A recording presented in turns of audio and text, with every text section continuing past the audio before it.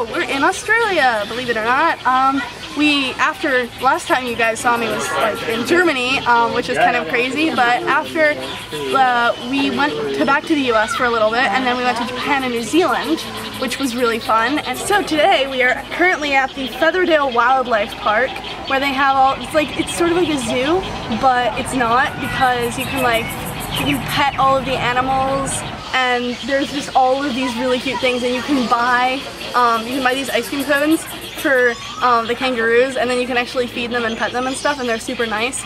And then there are koalas and stuff, and so it's like this really, really awesome place of just a bunch of things. And all of the, despite the fact that Australian animals have this stereotype of all wanting to kill you, the ones they have here are super friendly, and they're you can pet them and stuff, and they're really nice, and it's really awesome, and yeah, I'm really excited.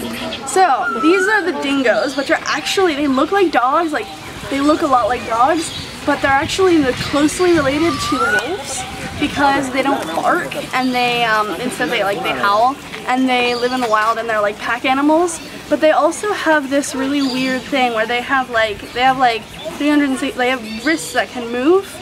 So theoretically, if you had a doorknob, a dingo would be able to open it, which is why they have latches and stuff on the cages here. They eat basically everything they can get their paws on, right? So they have this really weird thing where they can splay their arms like this, which is apparently really helpful when they're pinning down kangaroos so that they can eat them. These are the echidnas. These echidnas are basically all over Australia because they don't really have any specific habitat.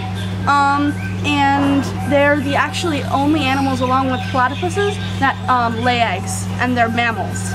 And so they a baby echidna is called a puggle, which I find absolutely adorable. They eat termites and stuff, so a lot of people like them because they eat termites. And they're related to the anteater, and they're super timid.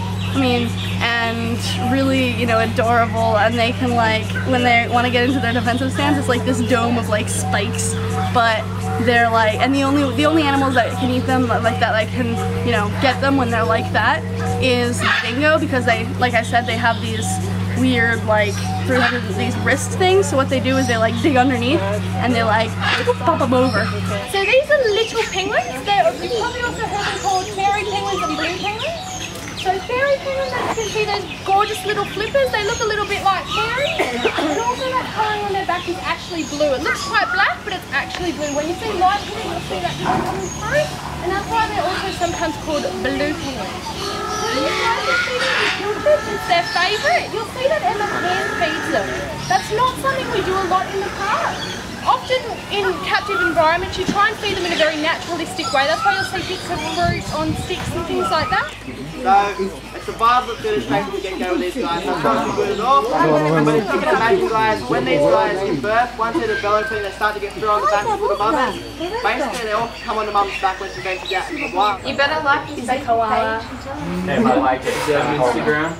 He's on Instagram. So apparently, with these koalas, they have these plates of cartilage in their butt, which helps them sit on the branch for so long, because it just sort of molds to the tree branch, and then that's how they sleep on the trees.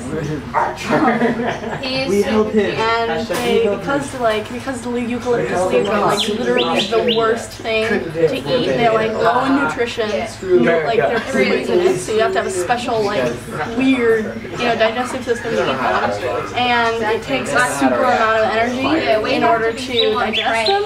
So basically, the koalas will sleep for 18 to 20 hours a day in order to digest their food, because they can't otherwise. They have to save energy. We're currently on the bus after going to the Featherdale Wildlife Park, which was really fun, and I hope you enjoyed the video.